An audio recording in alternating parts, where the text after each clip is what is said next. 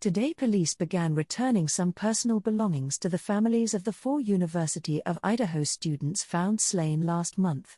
The items being removed and returned to the families are no longer needed for the investigation. 3 women who lived in the off-campus house in Moscow, as well as a boyfriend of one of the women, were found stabbed to death on November 13, upending a community that hadn't recorded a murder since 2015. The victims were Kaylee Goncalves, 21, Madison Mogen, 21, Xana Kernodle, 20, and Kernodle's boyfriend, Ethan Chapin, 20.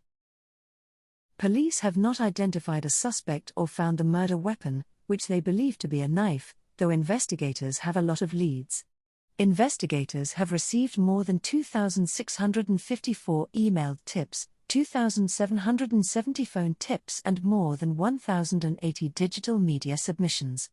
Investigators believe all 4 victims had been out in the hours before the killings.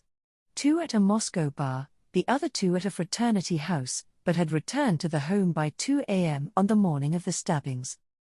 Later that morning, 2 surviving roommates summoned friends to the residence because they believed one of the second-floor victims had passed out and was not waking up. Somebody called 911 from the house at 11:58 a.m. using one of the surviving roommates' phones.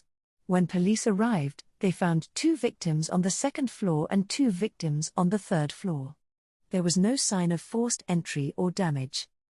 A coroner determined the 4 victims were stabbed multiple times and likely had been asleep when the attacks began.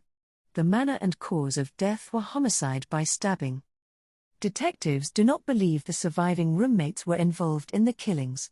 This quadruple murder has upended a community that hadn't recorded a murder since 2015.